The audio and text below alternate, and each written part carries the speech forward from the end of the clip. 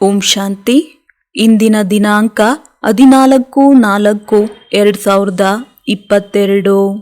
ಮಧುರ ಮಕ್ಕಳೇ, ಯೋಗ ಬಲದಿಂದ ನಷ್ಟದ ಖಾತೆಯನ್ನು ಸಮಾಪ್ತಿ ಮಾಡಿ ಸುಖದ ಖಾತೆಯನ್ನು ಜಮಾ ಮಾಡಿಕೊಳ್ಳಿ. ವ್ಯಾಪಾರಿಯಾಗಿ ತಮ್ಮ ಪೂರ್ಣ ಲೆಕ್ಕವನ್ನು ತೆಗೆಯಿರಿ. ಪ್ರಶ್ನೆ: ನೀವು ಮಕ್ಕಳು ತಂದೆಯೊಂದಿಗೆ ಯಾವ ಪ್ರತಿಜ್ಞೆಯನ್ನು ಮಾಡಿದ್ದೀರಿ?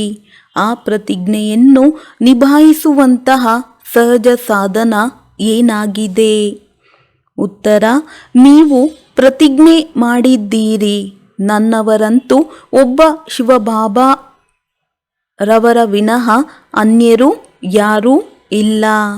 ಭಕ್ತಿಯಲ್ಲಿಯೂ ನೀವು ಹೇಳುತ್ತಿದ್ದೀರಿ, ಬಾಬಾ ನೀವು ಬರುತ್ತೀರೆಂದರೆ ನಾವು ಮತ್ತೆಲ್ಲ ಸಂಘಗಳನ್ನು ಬಿಟ್ಟು ನಿಮ್ಮ ಸಂಘವನ್ನು ಜೋಡಿಸುತ್ತೇವೆ. ಈಗ ಬಾಬಾ ಹೇಳುತ್ತಾರೆ, ಮಕ್ಕಳೇ, ದೇಹ ಸಹಿತ ದೇಹದ ಎಲ್ಲ ಸಂಬಂಧಗಳನ್ನು ಬುದ್ಧಿಯಿಂದ ತ್ಯಾಗ ಮಾಡಿ ನನ್ನೊಬ್ಬನನ್ನೇ ನೆನಪು ಮಾಡಿ. ಈ ಹಳೆಯ ಶರೀರದಿಂದಲೂ ಸಹ ಮಮತ್ವವನ್ನು ತೆಗೆಯಿರಿ. ಆದರೆ ಇದರಲ್ಲೇ ಪರಿಶ್ರಮವಿದೆ. ಈ ಪ್ರತಿಜ್ಞೆಯನ್ನು ನಿಭಾಯಿಸುವುದಕ್ಕೋಸ್ಕರ ಬೆಳಗ್ಗೆ ಬೆಳಗ್ಗೆ ಎದ್ದು ತಮ್ಮೊಂದಿಗೆ ತಾವೇ ಮಾತನಾಡಿಕೊಳ್ಳಿ ಹಾಗೂ ವಿಚಾರ ಮಾಡಿ. ಈಗ ಈ ನಾಟಕವು ಪೂರ್ಣವಾಗುತ್ತದೆ. ಗೀತೆ: ಆಕಾಶ ಸಿಂಹಾಸನವನ್ನು ಬಿಟ್ಟು ಬಾ. ಓಂ ಶಾಂತಿ. ಮಕ್ಕಳು ತಂದೆಯನ್ನು ಕರೆಯುತ್ತಾರೆ, ಪರಮಧಾಮದಿಂದ ಬನ್ನಿ ಎಂದು. ಪತಿತ ಮನುಷ್ಯರದೇ ಗೀತೆಯನ್ನು ಆಡಲಾಗಿದೆ, ಆದರೆ ಅವರೇ ಇದರ ಅರ್ಥವನ್ನು ತಿಳಿದುಕೊಂಡಿಲ್ಲ. ಪತಿತರನ್ನು ಪಾವನ ಮಾಡಲು ಬನ್ನಿ ಎಂದು ಕರೆಯುತ್ತಾರೆ, ಏಕೆಂದರೆ ಈ ಸಮಯದಲ್ಲಿ ರಾವಣ ರಾಜ್ಯವಿದೆ. ಭಾರತದಲ್ಲಿ ದೈವಿ ಶ್ರೇಷ್ಠಾಚಾರಿ ರಾಜ್ಯವಿತ್ತು ಎನ್ನುವುದನ್ನು ಸಹ ನಾವು ಮಕ್ಕಳೇ ತಿಳಿದುಕೊಂಡಿದ್ದೇವೆ. ಈಗ ಶ್ರೇಷ್ಠಾಚಾರಿಗಳಾಗುವುದಕ್ಕೋಸ್ಕರ ನಾವು ಪುರುಷಾರ್ಥವನ್ನು ಮಾಡುತ್ತಿದ್ದೇವೆ. ತಂದೆಯು ಹೇಳುತ್ತಾರೆ, ಮಕ್ಕಳೇ, ನೀವೀಗ ಹಿಂತಿರುಗಿ ಮನೆಗೆ ಹೋಗಬೇಕಾಗಿದೆ. ಆದ್ದರಿಂದ ಹಳೆಯ ಪಾಪದ ಖಾತೆಯನ್ನು ಸಮಾಪ್ತಿ ಮಾಡಿಕೊಳ್ಳಬೇಕು. ಆ ವ್ಯಾಪಾರಿಗಳೆಲ್ಲರೂ 12 ತಿಂಗಳಿಗೊಮ್ಮೆ ಹಳೆಯ ಖಾತೆಗಳನ್ನು ಸಮಾಪ್ತಿ ಮಾಡುತ್ತಾರೆ. ನಷ್ಟ ಹಾಗೂ ಲಾಭದ ಲೆಕ್ಕವನ್ನು ತೆಗೆಯುತ್ತಾರೆ. ಈಗ ನೀವು ಮಕ್ಕಳು ತಿಳಿದುಕೊಂಡಿದ್ದೀರಿ, ಭಾರತದಲ್ಲಿ ನಾವು ಅರ್ಧಕಲ್ಪ ಗಳಿಕೆಯಲ್ಲಿ ಅರ್ಧಕಲ್ಪ ನಷ್ಟದಲ್ಲಿ ಇರುತ್ತೇವೆ. ಅರ್ಥಾತ್ ಅರ್ಧಕಲ್ಪ ಸುಖ, ಅರ್ಧಕಲ್ಪ ದುಃಖವನ್ನು ಪಡೆಯುತ್ತೇವೆ. ಅದರಲ್ಲಿಯೂ ಸಹ ತುಂಬ ಕಡಿಮೆ ದುಃಖವನ್ನು ಪಡೆಯುತ್ತೇವೆ. ಯಾವಾಗ ತಮೋ ಪ್ರಧಾನ ಸ್ಥಿತಿಯಾಗುತ್ತದೆ, ಆಗ ವ್ಯಭಿಚಾರಿ ಭಕ್ತಿಯಲ್ಲಿ ಹೊರಟು ಹೋಗುತ್ತೇವೆ. ತಂದೆಯೇ ಕುಳಿತು ಮಕ್ಕಳಿಗೆ ತಿಳಿಸುತ್ತಾರೆ, ನೀವೀಗ ಸಂಪಾದನೆಯಲ್ಲಿ ಹೋಗಬೇಕಾಗಿದೆ. ನಷ್ಟದ ಖಾತೆಯನ್ನು ಈಗ ಯೋಗ ಬಲದಿಂದ ಸಮಾಪ್ತಿ ಮಾಡಬೇಕಾಗಿದೆ. ನಿಮ್ಮ ಪಾಪಗಳ ಖಾತೆಯನ್ನು ಈಗ ಕತ್ತರಿಸಬೇಕು. ನಂತರ ಸುಖದ ಖಾತೆಯನ್ನು ಜಮಾ ಮಾಡಿಕೊಳ್ಳಬೇಕು. ನೀವು ಎಷ್ಟು ನನ್ನನ್ನು ನೆನಪು ಮಾಡುತ್ತೀರಿ, ಅಷ್ಟು ನಿಮ್ಮ ಪಾಪದ ಖಾತೆಯು ಭಸ್ಮ ಆಗುವುದು ಮತ್ತು ಪವಿತ್ರರಾಗಿ ಗೀತೆಯ ಜ್ಞಾನದ ಧಾರಣೆ ಮಾಡಬೇಕಾಗಿದೆ. ಇಲ್ಲಿ ಯಾವುದೇ ಗೀತಾಶಾಸ್ತ್ರವನ್ನು ತಿಳಿಸುವುದಿಲ್ಲ. ಈ ಗೀತಾ ಜ್ಞಾನವನ್ನು ಸ್ವಯಂ ಭಗವಂತನೇ ಕೊಟ್ಟಿದ್ದಾರೆ. ಈ ಸಮಯದಲ್ಲಿ ಮನುಷ್ಯರ ಬುದ್ಧಿಯು ತಮೋ ಪ್ರಧಾನವಾಗಿರುವ ಕಾರಣ ತಂದೆಯನ್ನು ತಿಳಿದುಕೊಂಡಿಲ್ಲ. ಆದ್ದರಿಂದಲೇ ಇವರನ್ನು ಅನಾಥರೆಂದು ಹೇಳಲಾಗುತ್ತದೆ. ನೀವು ತಿಳಿಸುತ್ತೀರಿ, ಭಾರತವು ಪುಣ್ಯಾತ್ಮ ಶ್ರೇಷ್ಠಾಚಾರಿಗಳ ಪ್ರಪಂಚವಾಗಿತ್ತು. ಇವರ ಚಿತ್ರಗಳು ಇದೆ. ಭಾರತವು ಸತ್ಯಯುಗದ ಆದಿಯಲ್ಲಿ ತುಂಬ ಸಾಹುಕಾರನಾಗಿತ್ತು. ಮತ್ತೆ ಯಾವುದೆಲ್ಲ ಇಸ್ಲಾಮಿ, ಬೌದ್ಧಿ ಮುಂತಾದವು ಧರ್ಮಗಳಿವೆ, ಅವರು ಸಹ ಆರಂಭದಲ್ಲಿ ಕೆಲವರೇ ಇರುತ್ತಾರೆ. ಧರ್ಮಸ್ಥಾಪಕರು ಬಂದಾಗ ಆ ಧರ್ಮದ ಆತ್ಮಗಳು ಬರುತ್ತಾ ಇರುತ್ತಾರೆ. ಆದರೆ ಅವರು ಯಾವುದೇ ರಾಜ್ಯಾಧಿಕಾರದಲ್ಲಿ ಬರುವುದಿಲ್ಲ. ಅವರು ತಮ್ಮ ತಮ್ಮ ಧರ್ಮದಲ್ಲಿಯೇ ಬರುತ್ತಾರೆ. ಯಾವಾಗ ಲಕ್ಷಾಂತರ, ಕೋಟ್ಯಾಂತರ ಅಂದಾಜಿನಲ್ಲಿ ಬರುತ್ತಾ ಹೋಗುತ್ತಾರೆ, ಆಗ ರಾಜ ರಾಣಿ ಆಗುತ್ತಾರೆ. ಇಲ್ಲಿ ನಿಮ್ಮದಂತೂ ಶುರುವಿನಿಂದ ಹಿಡಿದು ರಾಜ್ಯಾಧಿಕಾರವು ನಡೆಯುತ್ತದೆ. ಸತ್ಯಯುಗದ ಆದಿಯಲ್ಲಿಯೇ ಲಕ್ಷ್ಮೀ ನಾರಾಯಣರ ರಾಜ್ಯವಿತ್ತು. ಭಾರತವು ಮಹಾನ್ ಉತ್ತಮವಾಗಿತ್ತು. ಆಗ ಶ್ರೇಷ್ಠಾಚಾರಿಯಾಗಿತ್ತು.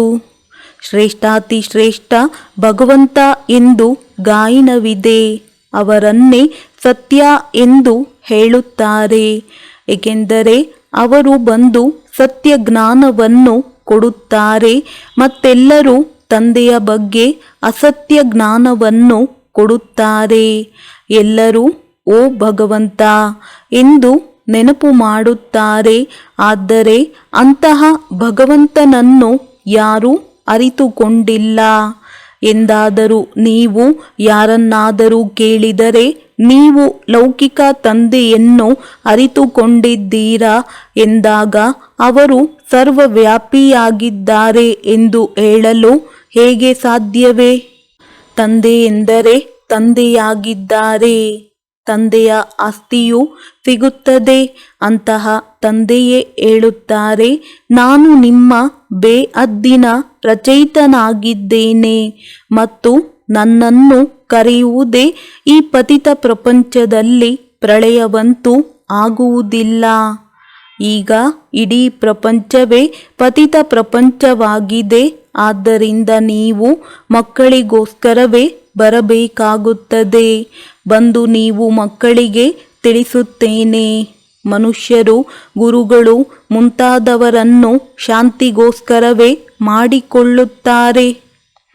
ಆದರೆ ಅವರೆಲ್ಲರೂ ಭಕ್ತಿ ಮಾರ್ಗಕ್ಕೋಸ್ಕರವೇ ಹಠಯೋಗ ಮುಂತಾದವನ್ನು ಕಲಿಸುತ್ತಾರೆ.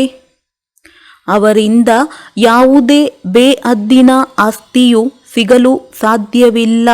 ಗುರುಗಳನ್ನು ಮಾಡಿಕೊಂಡರೂ ಅವರಿಂದ ಅಲ್ಪಕಾಲಕ್ಕೋಸ್ಕರ ಸ್ವಲ್ಪ ಸುಖವೇ ಸಿಗುತ್ತದೆ. ಏಕೆಂದರೆ ಅವರೆಲ್ಲರೂ ಅದ್ದಿನ ಸುಖ ಕೊಡುವವರಾಗಿದ್ದಾರೆ. ಆದರೆ ಬೇಅದ್ದಿನ ತಂದೆಯು ಬೇಅದ್ದಿನ ಸುಖವನ್ನೇ ಕೊಡುತ್ತಾರೆ.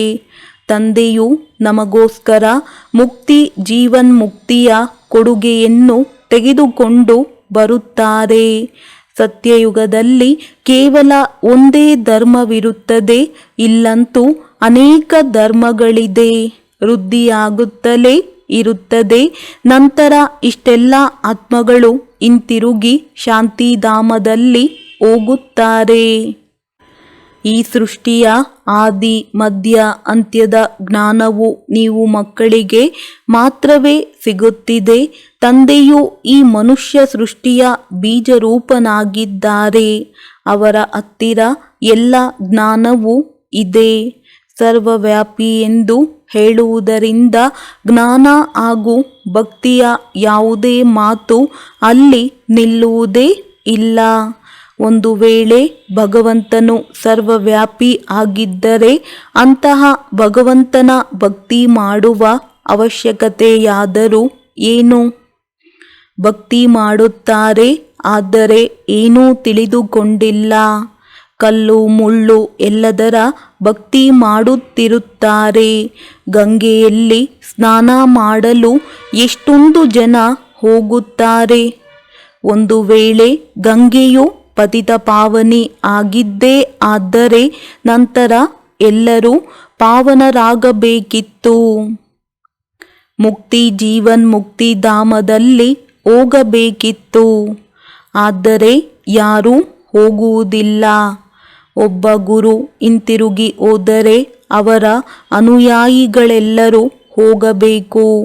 ಆದರೆ ಯಾವಾಗ ತಾವೇ ಹೋಗುವುದೇ ಗೊತ್ತಿಲ್ಲವೆಂದರೆ ಅವರ ಅನುಯಾಯಿಗಳಿಗೇನು ಹೇಳಲು ಸಾಧ್ಯ? ತುಂಬ ದೇಹಾಭಿಮಾನದಲ್ಲಿದ್ದಾರೆ. ಆ ಕಾರಣದಿಂದ ನಾನು ನಿರಾಕಾರ ಪರಂಪಿತ ಪರಮಾತ್ಮ ನೀವು ಮಕ್ಕಳ ತಂದೆಯಾಗಿದ್ದೇನೆ ಎಂದು ಯಾರೂ ಹೇಳಲು ಸಾಧ್ಯವಿಲ್ಲ ಮತ್ತು ನಿಮ್ಮನ್ನು ಜೊತೆ ಕರೆದುಕೊಂಡು ಹೋಗಲು ಬಂದಿದ್ದೇನೆಂದು ಹೇಳಲು ಸಾಧ್ಯವಿಲ್ಲ. ಈ ಅಧಿಕಾರ ತಂದೆಯೊಬ್ಬರಿಗೆ ಇದೆ. ಈಗ ಈ ಹಳೆಯ ಪ್ರಪಂಚವನ್ನು ಬಿಡಬೇಕಾಗಿದೆ. ಆದ್ದರಿಂದ ಅವಶ್ಯವಾಗಿ ಯೋಗಬಲ ಬೇಕಾಗಿದೆ. ತಪ್ಪು ಮಾಡುವುದರಿಂದ ಪದವಿಯನ್ನು ಪಡೆಯುವುದಿಲ್ಲ. ಬಾಬಾ ನಮ್ಮನ್ನು ಯೋಗ್ಯರನ್ನಾಗಿ ಮಾಡುತ್ತಿದ್ದಾರೆಂಬುದನ್ನು ನಾವು ಮಕ್ಕಳೀಗ ತಿಳಿದುಕೊಂಡಿದ್ದೇವೆ. ಯಾವ ಮಕ್ಕಳು ಯೋಗ್ಯರಾಗುವುದಿಲ್ಲ ಅವರು ದಿವಾಳಿಯಾಗುತ್ತಾರೆ. ಕಲ್ಪಕಲ್ಪವು ನಿಮ್ಮನ್ನು 100% ನಿರ್ವಿಕಾರಿಯನ್ನಾಗಿ ಮಾಡುತ್ತೇನೆ. ಆದರೆ ರಾವಣ ಪುನಃ ನಿಮ್ಮನ್ನು ವಿಕಾರಿಗಳನ್ನಾಗಿ ಮಾಡುತ್ತಾನೆ. ಇದನ್ನಂತೂ ತಿಳಿಯುತ್ತಾರೆ. ಈ ಮಾತು ಸರಿಯಾಗಿದೆ. ಈಗ ಅವಶ್ಯವಾಗಿ ಕಲಿಯುಗದ ಅಂತ್ಯವಾಗಿದೆ. ಸತ್ಯಯುಗದ ಆದಿಯ ಸಂಗಮವಾಗಿದೆ. ತಿಳಿದುಕೊಳ್ಳಿ. ಮನೆಯ ಆಯಸ್ಸು 100 ವರ್ಷವಿದೆ. ಒಂದು ವೇಳೆ ಅದಕ್ಕೆ 25 ವರ್ಷ ಕಳೆಯಿತೆಂದರೆ ಅದು 1/4 ಭಾಗ ಹಳೆಯದಾಯಿತು ಎಂದರ್ಥ. 50 ವರ್ಷವೂ ಕಳೆದಾಗ ಅದಕ್ಕೆ ಹಳೆಯ ಹೆಸರನ್ನು ಇಡುತ್ತಾರೆ. ಹಾಗೆಯೇ ಇದನ್ನು 4 ಭಾಗಗಳನ್ನಾಗಿ ಮಾಡಲಾಗಿದೆ. ಸತೋ ರಜೋ ತಮೋ. ಈಗ ಇದು ಹಳೆಯ ಪ್ರಪಂಚದಿಂದ ಹೊಸ ಪ್ರಪಂಚವಾಗುವುದು. ಅಂದರೆ ಇಡೀ ಪ್ರಪಂಚಕ್ಕೆ ಹೊಸ ಜನ್ಮ ಸಿಗುವುದಿದೆ. ಈಗ ಇದು ಹಳೆಯ ಪ್ರಪಂಚವಾಗಿದೆ. ತಂದೆಯು ಹೇಳುತ್ತಾರೆ, ಮಕ್ಕಳೇ ನಾನೀಗ ಹೊಸ ಜನ್ಮವನ್ನು ಕೊಡುತ್ತಿದ್ದೇನೆ. ಹಳೆಯ ಪ್ರಪಂಚದಿಂದ ಹೊಸದಾಗುತ್ತಾ ಇದೆ. ನೀವಿಲ್ಲಿ ರಾಜಯೋಗವನ್ನು ಕಲಿಯಲು ಬಂದಿದ್ದೀರಿ. ನಾವು ಈ ನಾಟಕದಲ್ಲಿ ಪಾತ್ರಧಾರಿಗಳಾಗಿದ್ದೇವೆಂಬುದನ್ನು ನೀವು ತಿಳಿದುಕೊಂಡಿದ್ದೀರಿ. ನಾವು ಆತ್ಮರು ಶರೀರವನ್ನು ತೆಗೆದುಕೊಂಡು ಇಲ್ಲಿ ಪಾತ್ರ ಅಭಿನಯಿಸಲು ಬಂದಿದ್ದೇವೆ. ಆದರೆ ಪ್ರಪಂಚದಲ್ಲಿ ಯಾರೂ ಇದನ್ನು ತೆಗೆದುಕೊಂಡಿಲ್ಲ. ತಮ್ಮನ್ನು ಪಾತ್ರಧಾರಿ ಎಂದು ತಿಳಿದುಕೊಂಡಾಗ ನಮ್ಮ ರಚಯಿತ ನಿರ್ದೇಶಕರನ್ನು ತಿಳಿದುಕೊಳ್ಳಲು ಸಾಧ್ಯ. ಕೇವಲ ಹೇಳುತ್ತಾರೆ ಇದು ಕರ್ಮಕ್ಷೇತ್ರವಾಗಿದೆ ಎಂದು. ಆದರೆ ಈ ಆಟವು ಯಾವಾಗಿನಿಂದ ಶುರುವಾಯಿತು? ಅದರ ನಿರ್ದೇಶಕರು ಯಾರಾಗಿದ್ದಾರೆಂದು ತಿಳಿದುಕೊಂಡಿಲ್ಲ. ಮನುಷ್ಯರನ್ನು ತಿಳಿದುಕೊಳ್ಳಬೇಕಲ್ಲವೇ? ಬಾಕಿ ಪರಸ್ಪರದಲ್ಲಿ ಜಗಳವಾಡುವುದೆಂದರೆ ಇದು ಅನಾಥರ ಕೆಲಸವಾಗಿದೆ. ದೇವತೆಗಳನ್ನು ಅನಾಥರೆಂದು ಹೇಳುವುದಿಲ್ಲ. ಏಕೆಂದರೆ ಅಲ್ಲಿ ಜಗಳ ಕಲಹವು ಇರುವುದೇ ಇಲ್ಲ. ಇಲ್ಲಿ ನೋಡಿ, ಮಕ್ಕಳು ತಂದೆಯನ್ನೇ ಹೊಡೆಯುತ್ತಾರೆ. ಎಲ್ಲರೂ ಪತಿತ ಭ್ರಷ್ಟಾಚಾರಿ ಆಗಿದ್ದಾರೆ. ಆದ್ದರಿಂದ ದುಃಖವನ್ನೇ ಕೊಡುತ್ತಿರುತ್ತಾರೆ. ಅರ್ಧಕಲ್ಪ ಸಂಪೂರ್ಣ ನಿರ್ವಿಕಾರಿ ದೇವಿ ದೇವತೆಗಳ ರಾಜ್ಯವಿತ್ತು. ಈಗಂತೂ ಒಬ್ಬರು ಸಂಪೂರ್ಣ ನಿರ್ವಿಕಾರಿಗಳಾಗಿಲ್ಲ. ಈಗ ತಂದೆಯು ನಿಮಗೆ ಶ್ರೀಮತವನ್ನು ಕೊಡುತ್ತಾರೆ. ಈಗ ಈ ಹಳೆಯ ಪ್ರಪಂಚವು ಸಮಾಪ್ತಿಯಾಗುವುದಿದೆ. ನಾನು ಹೊಸ ಪ್ರಪಂಚವನ್ನು ಸ್ಥಾಪನೆ ಮಾಡಲು ಬಂದಿದ್ದೇನೆ. ನೀವು ಪ್ರತಿಜ್ಞೆಯನ್ನು ಮಾಡುತ್ತೀರಿ, ಬಾಬಾ ನೀವು ಬರುತ್ತೀರೆಂದರೆ ನಾವು ಮತ್ತೆಲ್ಲ ಸಂಘಗಳನ್ನು ಬಿಟ್ಟು ನಿಮ್ಮೊಬ್ಬರ ಸಂಘವನ್ನೇ ಜೋಡಿಸುತ್ತೇವೆ. ನನ್ನವರಂತೂ ಒಬ್ಬ ತಂದೆಯ ವಿನಃ ಅನ್ಯರ್ಯಾರೂ ಇಲ್ಲ. ಈಗ ತಂದೆಯೂ ಬಂದಿದ್ದಾರೆ ಹಾಗೂ ಹೇಳುತ್ತಾರೆ, ಮಕ್ಕಳು ದೇಹ ಸಹಿತ ದೇಹದ ಎಲ್ಲ ಸಂಬಂಧಗಳು ತ್ಯಾಗ ಮಾಡಿ ನನ್ನೊಬ್ಬನನ್ನೇ ನೆನಪು ಮಾಡಿ. ಇದರಲ್ಲೇ ಪರಿಶ್ರಮವಿದೆ. ಮಕ್ಕಳು ಹೇಳುತ್ತಾರೆ, ಬಾಬಾ ನಾವು ತಿಳಿದುಕೊಂಡಿದ್ದೇವೆ, ಯಾರೆಲ್ಲ ಮಿತ್ರ ಸಂಬಂಧಿ ಮುಂತಾದವರಿದ್ದಾರೆ ಇವರೆಲ್ಲರೂ ಸತ್ತು ಹೋಗಿದ್ದಾರೆ. ಈ ಶರೀರವು ಹಳೆಯದಾಗಿದೆ, ಆದ್ದರಿಂದ ಶರೀರವು ಸಮಾಪ್ತಿಯಾಗುವುದು. ಈಗ ನಾವು ಹಳೆಯ ಶರೀರವನ್ನು ಬಿಟ್ಟು ಹೊಸದರಲ್ಲಿ ಪ್ರವೇಶ ಮಾಡುತ್ತೇವೆ. ಈ ಹಳೆಯ ಶರೀರದೊಂದಿಗಿನ ಮಮತೆ ದೂರವಾಗುತ್ತದೆ. ಈಗ ನಾವು ಓದವೆಂದರೆ ಓದೆವು. ಹಳೆಯ ಪ್ರಪಂಚವು ಭಸ್ಮವಾಗುವುದಿದೆ. ತಂದೆಯು ತಿಳಿಸುತ್ತಾರೆ, ಮಕ್ಕಳೇ ಬೆಳಗ್ಗೆ ಬೆಳಗ್ಗೆ ಎದ್ದು ಇಂತಹ ವಿಚಾರ ಮಾಡಿ. ಈಗ ಈ ನಾಟಕವು ಪೂರ್ಣ ಆಗುತ್ತದೆ. ನಾವು ಹಿಂತಿರುಗಿ ಹೋಗಬೇಕಾಗಿದೆ. ಈಗ ಒಬ್ಬ ತಂದೆಯ ಶ್ರೀಮತದ ಅನುಸಾರ ನಡೆಯಬೇಕಾಗಿದೆ. ಈಗ ಹೊಸ ಪ್ರಪಂಚದಲ್ಲಿ ಹೋಗಬೇಕಾಗಿದೆ. ಆದ್ದರಿಂದ ಜೀವಿಸಿದಂತೆ ಎಲ್ಲದರಿಂದ ಬುದ್ಧಿಯೋಗವನ್ನು ತೆಗೆದು ಒಬ್ಬರೊಂದಿಗೆ ಜೋಡಿಸಬೇಕಾಗುವುದು. ಇದರಲ್ಲಿ ತುಂಬ ಅಭ್ಯಾಸ ಬೇಕು. ಈ ಅಭ್ಯಾಸಕ್ಕೋಸ್ಕರವೂ ತಂದೆಯು ಹೇಳುತ್ತಾರೆ, ಮಕ್ಕಳೇ ಬೆಳಗ್ಗೆ ಬೆಳಗ್ಗೆ ಎದ್ದೇಳಿ. ದಿನದಲ್ಲಂತೂ ಶರೀರ ನಿರ್ವಹಣಾರ್ಥ ಕರ್ಮ ಮಾಡಬೇಕಾಗಿದೆ. ರಾತ್ರಿಯ ಅಭ್ಯಾಸವು ವೃದ್ಧಿಯನ್ನು ಪಡೆಯುತ್ತದೆ. ಆದ್ದರಿಂದ ಎಷ್ಟು ಸಮಯ ಸಿಕ್ಕಿದರೆ ಅಷ್ಟು ತಂದೆಯನ್ನು ನೆನಪು ಮಾಡಿ. ತಂದೆಯ ನೆನಪಿನಲ್ಲಿ ನೀವು ಎಷ್ಟೇ ಕಾಲ್ನಡಿಗೆಯಲ್ಲಿ ಹೋಗಿ ಎಂದೂ ಸುಸ್ತಾಗುವುದಿಲ್ಲ, ಏಕೆಂದರೆ ಯೋಗ ಬಲದ ಖುಷಿ ಇರುತ್ತದೆ. ನೆನಪಿನ ಅಭ್ಯಾಸ ಆಗುವುದರಿಂದ ಎಲ್ಲಿಯೇ ಕುಳಿತರೂ ತಂದೆಯ ನೆನಪು ಬಂದು ಬಿಡುವುದು. ಊಟ ಮಾಡುವ ಸಮಯದಲ್ಲಿಯೂ ತಂದೆಯ ನೆನಪಿನಲ್ಲಿ ಇರಬೇಕಾಗಿದೆ. ವ್ಯರ್ಥವಾದ ವಾರ್ತಾಲಾಪ ನಡೆಯಬಾರದು, ಏಕೆಂದರೆ ತಂದೆಯ ನೆನಪಿನಿಂದಲೇ ವಿಕರ್ಮ ವಿನಾಶವಾಗುತ್ತದೆ. ಮತ್ತೆ ಅಂತಿಮತಿ ಸೋಗತಿ ಆಗಿಬಿಡುವುದು. ಈಗ ಹಿಂತಿರುಗಿ ಹೋಗಬೇಕಾಗಿದೆ. ಎಲ್ಲರ ಸದ್ಗತಿದಾತ, ಎಲ್ಲರನ್ನೂ ಶ್ರೇಷ್ಠಾಚಾರಿಯನ್ನಾಗಿ ಮಾಡುವಂತಹವರು, ಶಾಂತಿ ದೇಶದಲ್ಲಿ ಕರೆದುಕೊಂಡು ಹೋಗುವವರು ಒಬ್ಬರೇ ತಂದೆ ಆಗಿದ್ದಾರೆ. ಜನ್ಮ ಜನ್ಮಾಂತರವು ನಿಮಗೆ ತಂದೆ, ಟೀಚರ್, ಗುರು ಸಿಕ್ಕಿದ್ದರು. ಆದರೆ ಅವರೆಲ್ಲರೂ ಶರೀರಧಾರಿಗಳು. ಯಾರು ಆತ್ಮಾಭಿಮಾನಿ ಆಗುವುದನ್ನು ಕಲಿಸುವುದಿಲ್ಲ. ಬೇಹದ್ದಿನ ತಂದೆಯೇ ಜ್ಞಾನಸಾಗರ ಆಗಿದ್ದಾರೆ. ಯಾರೆಲ್ಲ ಆತ್ಮರಿದ್ದಾರೆ ಅವರಲ್ಲಿ ಸಂಸ್ಕಾರವು ತುಂಬಿದೆ. ಮತ್ತೆ ಶರೀರ ಧಾರಣೆ ಮಾಡಿದಾಗ ಆ ಸಂಸ್ಕಾರವು ಇಮರ್ಜ್ ಆಗುತ್ತದೆ. ಈಗ ನಿಮಗೆ ಎಲ್ಲ ನಾಟಕದ ಜ್ಞಾನವಿದೆ. ಮತ್ತೆಲ್ಲ ಮನುಷ್ಯರು ಘೋರ ಅಂಧಕಾರದಲ್ಲಿದ್ದಾರೆ. ಜ್ಞಾನಾಂಜನವನ್ನು ಸದ್ಗುರು ಕೊಟ್ಟರು ಎನ್ನುವ ಗಾಯನವೂ ಇದೆ ಎಂದಾಗ ಜ್ಞಾನಾಂಜನವನ್ನು ಕೊಡುವವರು ಜ್ಞಾನಸೂರ್ಯ ತಂದೆಯಾಗಿದ್ದಾರೆ. ಸತ್ಯಯುಗವನ್ನು ದಿನ, ಕಲಿಯುಗವನ್ನು ರಾತ್ರಿ ಎಂದು ಹೇಳಲಾಗುತ್ತದೆ. ಆತ್ಮಗಳು ಆ ನಿರಾಕಾರ ತಂದೆಯನ್ನು ನೆನಪು ಮಾಡುತ್ತಾರೆ. ತಂದೆ ತಿಳಿಸುತ್ತಾರೆ, ನಾನು ನಿಮ್ಮ ಮಕ್ಕಳಿಗೆ ಬ್ರಹ್ಮನ ಮುಖದ ಮೂಲಕ ಕಲ್ಪದ ಹಿಂದಿನಂತೆ ಎಲ್ಲ ಭಕ್ತಿ ಮಾರ್ಗದ ಶಾಸ್ತ್ರಗಳ ಸಾರವನ್ನು ತಿಳಿಸುತ್ತೇನೆ. ಇವೆಲ್ಲವೂ ಭಕ್ತಿ ಮಾರ್ಗದ ಸಾಮಗ್ರಿಯಾಗಿದೆ. ಯಾವುದು ಅರ್ಧಕಲ್ಪದಿಂದ ನಡೆಯುತ್ತಾ ಬಂದಿದೆ. ಮನುಷ್ಯರಂತೂ ಇದು ಪರಂಪರೆಯಿಂದ ನಡೆಯುತ್ತಾ ಬಂದಿದೆ ಎಂದು ಹೇಳುತ್ತಾರೆ.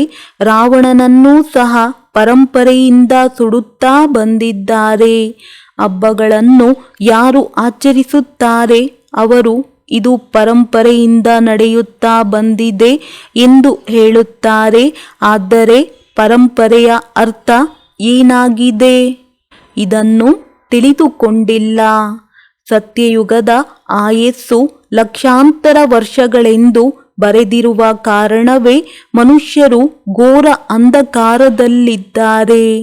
ಭಕ್ತಿಯು ಯಾವಾಗಿನಿಂದ ಶುರುವಾಯಿತು, ಯಾವಾಗ ಪಾವನರಾದೆವು ಏನೂ ತಿಳಿದುಕೊಂಡಿಲ್ಲ. ಭಗವಂತನು ಪತಿತರನ್ನು ಪಾವನ ಮಾಡಲು ಯಾವಾಗ ಈ ಭೂಮಿಗೆ ಬಂದರು? ಹೇಳುತ್ತಾರೆ, ಕ್ರೈಸ್ಟ್ಗಿಂತ 3000 ವರ್ಷದ ಹಿಂದೆ ಸ್ವರ್ಗವಿತ್ತು. ಆದರೆ ಈಗ ಅನೇಕ ಮತಗಳು ಇದೆಯಲ್ಲವೇ? ಈಗ ಎಷ್ಟು ಮತಗಳು ಪ್ರಪಂಚದಲ್ಲಿ ಕೆಲಸ ಮಾಡುತ್ತಿವೆ? ಈಗ ತಂದೆಯು ಬಂದು ಶ್ರೇಷ್ಠ ಮತವನ್ನು ಕೊಡುತ್ತಾರೆ. ಮಕ್ಕಳೇ, ಶ್ರೀಮತದಿಂದ ನೀವು ಶ್ರೇಷ್ಠ ದೇವತೆಯಾಗುತ್ತೀರಿ. ರುದ್ರಮಾಲೆಯೂ ಇದೆ. ರುದ್ರ ಎಂದರೆ ನಿರಾಕಾರ ಭಗವಂತನೇ ಆಗಿದ್ದಾರೆ. ಅವರು ಶ್ರೀ ಶ್ರೀ ಆಗಿದ್ದಾರೆ. ದೇವತೆಗಳಿಗೆ ಶ್ರೀ ಅರ್ಥಾತ್ ಶ್ರೇಷ್ಠ ಎಂದು ಹೇಳುತ್ತಾರೆ. ಈಗ ಶ್ರೀ ಶ್ರೀ ತಂದೆಯ ಮುಖಾಂತರ ಶ್ರೇಷ್ಠ ಪ್ರಪಂಚವಾಗುತ್ತದೆ ಎಂಬುದನ್ನು ಈಗ ನೀವು ಮಕ್ಕಳೇ ತಿಳಿದುಕೊಂಡಿದ್ದೀರಿ. ತಂದೆಯು ಶ್ರೀ ಶ್ರೀ ಎಂದರೆ ಶ್ರೇಷ್ಠರನ್ನಾಗಿ ಮಾಡುವವರಾಗಿದ್ದಾರೆ. ಈ ಎಲ್ಲ ಮಾತುಗಳನ್ನು ನೆನಪು ಮಾಡಬೇಕಾಗಿದೆ. ಕಲ್ಪದ ಮೊದಲಿನವರೇ ಇದನ್ನು ತಿಳಿದುಕೊಳ್ಳುತ್ತಾರೆ. ಈ ಜ್ಞಾನವು ಎಲ್ಲ ಧರ್ಮದವರಿಗೋಸ್ಕರ ಇದೆ. ತಂದೆಯು ಎಲ್ಲರಿಗೂ ಹೇಳುತ್ತಾರೆ, ಮಕ್ಕಳೇ, ತಮ್ಮನ್ನು ಆತ್ಮ ಎಂದು ತಿಳಿಯಿರಿ. ಬೇಹದ್ದಿನ ತಂದೆಯಿಂದ ಎಷ್ಟು ಸುಖವು ಸಿಗುತ್ತಿದೆ. ಬೇಹದ್ದಿನ ತಂದೆಯು ಬಂದು ಇಷ್ಟೊಂದು ಮಕ್ಕಳನ್ನು ದತ್ತು ಮಾಡಿಕೊಳ್ಳುತ್ತಾರೆ ಅಂದಾಗ ಇವರು ಮುಖ ವಂಶಾವಳಿಯಾದರಲ್ಲವೇ? ಎಷ್ಟೊಂದು ಜನ ಬ್ರಹ್ಮ ಕುಮಾರ ಕುಮಾರಿಯರಿದ್ದಾರೆ. ಇವರು ನಂತರ ದೇವತೆಯಾಗುವವರಿದ್ದಾರೆ. ಇದು ಈಶ್ವರಿಯ ಕುಲವಾಗಿದೆ. ತಾತ ನಿರಾಕಾರ ಆಗಿದ್ದಾರೆ. ಅವರ ಮಗುವಿನ ಹೆಸರಾಗಿದೆ ಪ್ರಜಾಪಿತ ಬ್ರಹ್ಮ. ಇವರ ಮೂಲಕ ದತ್ತು ಮಾಡಿಕೊಳ್ಳುತ್ತಾರೆ. ನೀವು ಬ್ರಾಹ್ಮಣರು ಶಿವಬಾಬಾರವರ ಪರಿವಾರದವರಾಗಿದ್ದೀರಿ. ಇನ್ನೂ ವೃದ್ಧಿಯಾಗುತ್ತದೆ. ಈಗ ನಿಮ್ಮದು ನಂಬರ್ 1 ಸಮೂಹವಾಗಿದೆ. ಈಗ ನೀವು ಸೇವೆ ಮಾಡುತ್ತೀರಿ, ಎಲ್ಲರ ಕಲ್ಯಾಣ ಮಾಡುತ್ತೀರಿ. ನಿಮ್ಮ ಜಡ ನೆನಪಾರ್ಥ ಮಂದಿರವು ಸರಿಯಾಗಿ ಮಾಡಲ್ಪಟ್ಟಿದೆ. ಇಲ್ಲಿ ನೀವು ಚೈತನ್ಯದಲ್ಲಿ ಕುಳಿತಿದ್ದೀರಿ ಮತ್ತು ನಾವು ಪುನಃ ನಮ್ಮ ರಾಜ್ಯ ಸ್ಥಾಪನೆ ಮಾಡುತ್ತಿದ್ದೇವೆ ಎಂಬುದನ್ನು ತಿಳಿದುಕೊಂಡಿದ್ದೀರಿ. ಭಕ್ತಿಯಲ್ಲಿ ನಮ್ಮ ನೆನಪಾರ್ಥವಾಗಿ ನಮ್ಮ ಮಂದಿರಗಳು ಆಗುತ್ತವೆ. ಶಿವಬಾಬಾ ಇಲ್ಲದಿದ್ದರೆ ನೀವೆಲ್ಲಿ ಇರುತ್ತೀರಿ? ಬ್ರಹ್ಮ ವಿಷ್ಣು ಶಂಕರ ಎಲ್ಲಿದ್ದಾರೆ? ಈಗ ಶಿವಬಾಬಾ ರಚನೆಯನ್ನು ರಚಿಸುತ್ತಿದ್ದಾರಲ್ಲವೇ? ಪ್ರಜಾಪಿತ ಬ್ರಹ್ಮರ ಚಿತ್ರವು ಬೇರೆಯಾಗಿರಬೇಕು. ತ್ರಿಮೂರ್ತಿ ಬ್ರಹ್ಮ ಎಂದು ಹೇಳುತ್ತಾರೆ, ಆದರೆ ಅದಕ್ಕೆ ಯಾವ ಅರ್ಥವೂ ಇಲ್ಲ. ಪರಂಪಿತ ಪರಮಾತ್ಮ ಬ್ರಹ್ಮನ ಮುಖಾಂತರ ಸ್ಥಾಪನೆ ಮಾಡುತ್ತಾರೆಂದು ನಾವು ತಿಳಿದುಕೊಂಡಿದ್ದೇವೆ. ಮಾಡಿಸುವವರು ಶಿವಬಾಬಾ ಆಗಿದ್ದಾರೆ. ಈ ಎಲ್ಲ ಮಾತುಗಳು ಧಾರಣೆ ಮಾಡುವುದಾಗಿದೆ. ಶಿವಬಾಬಾ ಸ್ವಯಂ ರಾಜಯೋಗವನ್ನು ಕಲಿಸುತ್ತಿದ್ದಾರೆ. ಜ್ಞಾನವನ್ನು ಕೊಡುತ್ತಿದ್ದಾರೆಂದರೆ ಅದನ್ನು ಧಾರಣೆ ಮಾಡಬೇಕು. ಇದರಲ್ಲಿ ಪವಿತ್ರತೆ ಮೊದಲನೆಯದಾಗಿದೆ. ಸಾಹಸವನ್ನು ತೋರಿಸಬೇಕು. ಗೃಹಸ್ಥದಲ್ಲಿರುತ್ತಾ ಪವಿತ್ರರಾಗಿ ತೋರಿಸಬೇಕಾಗಿದೆ. ಯಾವುದೇ ಕುಮಾರಿಯನ್ನು ರಕ್ಷಣೆ ಮಾಡುವುದಕ್ಕೋಸ್ಕರವೂ ಸ್ವಯಂವರ ಮಾಡುತ್ತಾರೆ. ಇದನ್ನು ಗಂಧರ್ವ ವಿವಾಹ ಎಂದು ಹೇಳುತ್ತಾರೆ. ಮತ್ತೆ ಅದರಲ್ಲಿಯೂ ಕೆಲವರು ನಪಾಸ್ ಆಗುತ್ತಾರೆ. ಕೆಲವರು ಈ ರೀತಿಯೂ ಇರುತ್ತಾರೆ. ಮದುವೆ ಮಾಡಿಕೊಂಡು ಮತ್ತೆ ಪವಿತ್ರವಾಗಿರುತ್ತಾರೆ. ಪವಿತ್ರರಾಗಿದ್ದು ಮತ್ತೆ ಜ್ಞಾನವನ್ನು ತೆಗೆದುಕೊಳ್ಳಬೇಕಾಗಿದೆ. ಧಾರಣೆ ಮಾಡಿ ಅನ್ಯರನ್ನು ತಮ್ಮ ಸಮಾನ ಮಾಡಿ ತೋರಿಸಬೇಕು. ಆಗಲೇ ಶ್ರೇಷ್ಠ ಪದವಿಯನ್ನು ಪಡೆಯುವಿರಿ. ಈ ಜ್ಞಾನ ಯಜ್ಞದಲ್ಲಿ ವಿಘ್ನಗಳು ತುಂಬಾ ಬರುತ್ತವೆ. ಇವೆಲ್ಲವೂ ಆಗಲೇಬೇಕು. ನಾಟಕದಲ್ಲಿ ನೋಂದಾಯಿಸಲ್ಪಟ್ಟಿದೆ. ಕೆಲವು ಮಕ್ಕಳು ಹೇಳುತ್ತಾರೆ, ಬಾಬಾ, ನಮ್ಮ ಸಾಹುಕಾರತನವನ್ನು ಏನು ಮಾಡಬೇಕು? ಇದಕ್ಕಿಂತ ಪಾತ್ರೆಯನ್ನು ತೊಳೆದು ರೊಟ್ಟಿಯನ್ನು ತಿನ್ನುವುದು ಒಳ್ಳೆಯದು, ಏಕೆಂದರೆ ಪವಿತ್ರವಾಗಿ ಇರುತ್ತೇವೆ. ಆದರೆ ತುಂಬ ಸಾಹಸ ಬೇಕು. ಒಳ್ಳೆಯದು. ಮಧುರಾತಿ ಮಧುರ ಅಗಲಿ ಹೋಗಿ ಮರಳಿ ಸಿಕ್ಕಿರುವ ಮಕ್ಕಳ ಪ್ರತಿ ಮಾತಾ ಪಿತಾ ಬಾಪ್ ತಾದಾರವರ ನೆನಪು, ಪ್ರೀತಿ ಹಾಗೂ ಸುಪ್ರಭಾತ. ಆತ್ಮಿಕ ಮಕ್ಕಳಿಗೆ ಆತ್ಮಿಕ ತಂದೆಯ ನಮಸ್ತೆ. ಧಾರಣೆಗಾಗಿ ಮುಖ್ಯ ಸಾರ. ಭೋಜನ ಮಾಡುವ ಸಮಯದಲ್ಲಿ ನೆನಪಿನಲ್ಲಿರಬೇಕಾಗಿದೆ. ವ್ಯರ್ಥ ವಾರ್ತಾಲಾಪ ಮಾಡಬಾರದಾಗಿದೆ. ನೆನಪಿನಿಂದ ಪಾಪಗಳ ಖಾತೆಯನ್ನು ಸಮಾಪ್ತಿ ಮಾಡಬೇಕಾಗಿದೆ. ದಿನದಲ್ಲಿ ಶರೀರ ನಿರ್ವಹಣಾರ್ಥ ಕರ್ಮ ಮಾಡಿ ರಾತ್ರಿಯಲ್ಲಿ ಜಾಗೃತರಾಗಿದ್ದು ತಮ್ಮೊಂದಿಗೆ ತಾವೇ ಮಾತನಾಡಬೇಕಾಗಿದೆ. ಈ ರೀತಿ ವಿಚಾರ ಮಾಡಬೇಕು. ಈಗ ಈ ನಾಟಕ ಪೂರ್ಣವಾಯಿತು.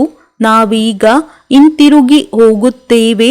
ಆದ್ದರಿಂದ ಜೀವಿಸಿದಂತೆಯೇ ಮಮತ್ವವನ್ನು ಕಳೆಯಬೇಕಾಗಿದೆ.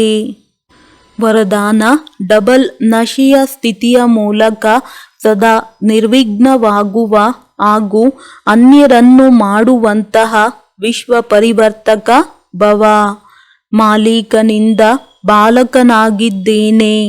ಯಾವಾಗ ಬೇಕೋ ಆಗ ಮಾಲೀಕನ ಸ್ಥಿತಿಯಲ್ಲಿ ಸ್ಥಿತರಾಗಿ ಬಿಡಿ ಮತ್ತು ಯಾವಾಗ ಬೇಕೋ ಆಗ ಬಾಲಕನ ಸ್ಥಿತಿಯಲ್ಲಿ ಸ್ಥಿತರಾಗಿ ಬಿಡಿ.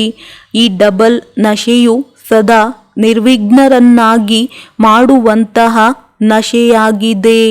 ಇಂತಹ ಆತ್ಮರ ಬಿರುದ್ದಾಗಿದೆ ವಿಘ್ನ ವಿನಾಶಕ. ಆದರೆ ಕೇವಲ ತಮಗಷ್ಟೇ ವಿಘ್ನ ವಿನಾಶಕರಾಗುವುದಲ್ಲ, ಇಡೀ ವಿಶ್ವದ ವಿಘ್ನ ವಿನಾಶಕರು, ವಿಶ್ವ ಪರಿವರ್ತಕರಾಗಿದ್ದೀರಿ. ಯಾರು ಸ್ವಯಂ ಶಕ್ತಿಶಾಲಿಯಾಗಿರುತ್ತಾರೆಯೋ ಅವರ ಮುಂದೆ ವಿಘ್ನವು ಸ್ವತಃವಾಗಿಯೇ ಬಲಹೀನವಾಗಿ ಬಿಡುತ್ತದೆ.